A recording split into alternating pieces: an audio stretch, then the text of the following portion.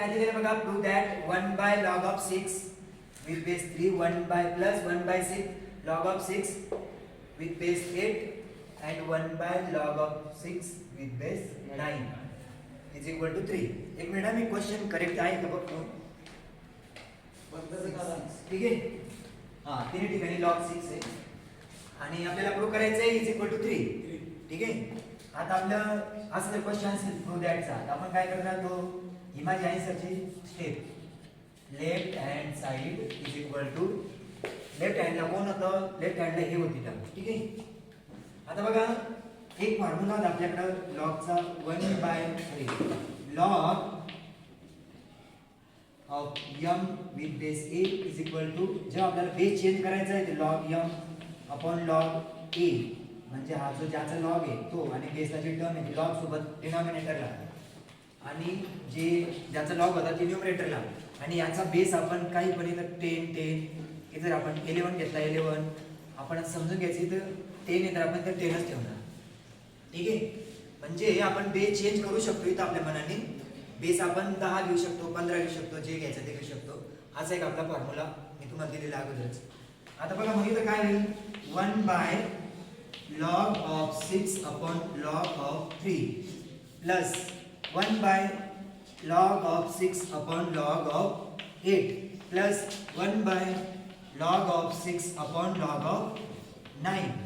तुम्हाला जर लक्षात ठेवायचं असेल रट्टा मारल्यासारखं, हे बघा हे वरच इथं न्यूमरेटरला घ्यायचा आणि जो बेस आहे तो बेस कुठे घ्यायचा, डिनॉमिनेटरला. ठीक आहे, आता इथं पण same log 6 by log 8 log 6 by log 9 तर a by b upon c by d. जर असं असेल आपण काय करतो, हा d कुठे जातो न्यूमरेटरला आणि हे कुठे येतं इथं, म्हणजे a into d divided by b into c असं राहतं. आता डिनॉमिनेटरचा डिनॉमिनेटर न्यूमरेटरला जातो. इथं कोण आहे डिनॉमिनेटरला, log 3. ठीक आहे, log 3 कुठे जाणार मग या 1 सोबत, याचा डिनॉमिनेटर कोण आहे, कोण नाही म्हणजे 1, म्हणजे हा जाणार वरच्या 1 सोबत, हा जाणार या खालच्या 1 सोबत, म्हणजे ते होणार log 3 upon log 6 प्लस इथं बनेल ते log 8 upon log 6, म्हणजे हा या 1 सोबत जातो, log 6 डिनॉमिनेटरला राहतो, प्लस log 9 upon log 6. आता जे पार्शियल राहत असे त्याची आपण ॲडिशन माहिती आपल्याला, जर डिनॉमिनेटर सारखा आहे तर आपण न्यूमरेटरची ॲडिशन करतो, डिनॉमिनेटर एकच घेतो.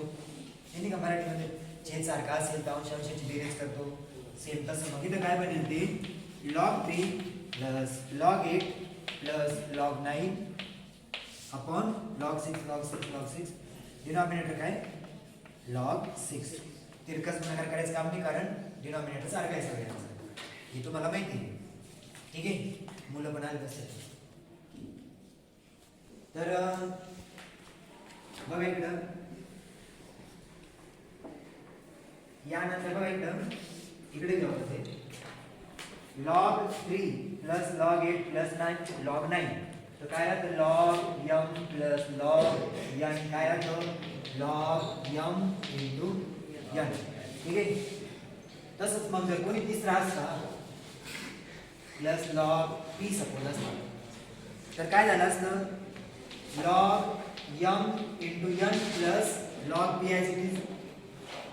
ठीक आहे, म्हणजे या दोघांना काय केलं मी कंबाईन घेतलं गुणाकारामध्ये, हा log p as it is ठेवला, याच्यानंतर log आता प्लस मध्ये तर परत m n आता p असो p, मग एकाच वेळेस काय असं पण लिहू शकतो आपण log m log n log p log m n p, नंतर येणारच येतो सोबत.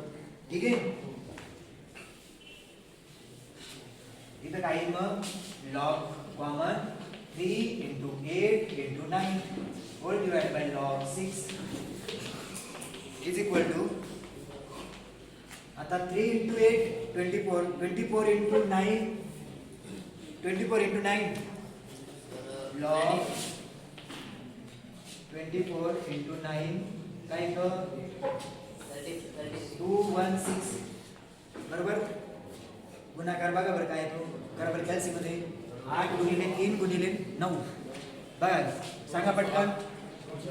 हा तू सांग काय नाव तुझं. 216 ना. हा ठीक आहे. 216 आले बरोबर आहे ना. हा डिवाइड बाय काय आहे log 6. आता असं काही कॅन्सल होणार नाही. 6च्या टेबल मध्ये जरी असले तर कॅन्सल होत नाही ते.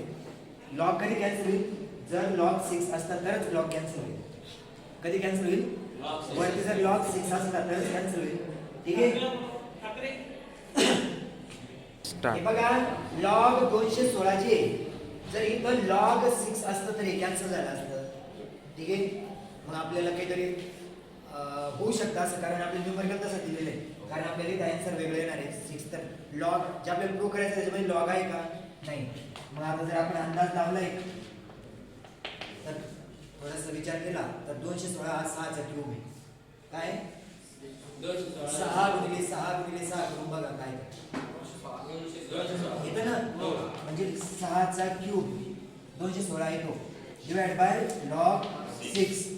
आणि आपल्याला एक माहिती अजून हे बघा इथं किती तो ब्रॅकेट मध्ये काय राहतं log m raise to n जर असेल याला आपण लिहितो n log m. इथं रेज टू इथं समोर लिहितो आपण. इथं पण पहिले लेक्चर मध्ये सांगितलेलं आहे. ठीक आहे. आता मग हा रेज टू जो आहे 3 log 6 आणि हा जो रेज टू आहे तो कुठे गेला समोर होल डिवाइड बाय log 6. आता सेम टर्म झाल्यानंतर कॅन्सल होऊ शकते लॉग मध्ये. आता राहिले किती 3. किती राहिले 3 is equal to right hand side. झालं का प्रूव्ह. ठीक आहे. Add cancel 3. हां कुठं काही कुठं समजलं नसेल तर सांगा मला. कुठे अडचण आहे तुम्हाला. बरं असा वन होता पहिले. हां तर याचा डिनॉमिनेटरला कोणी आहे का कोण नसलं म्हणजे कोण राहतं 1.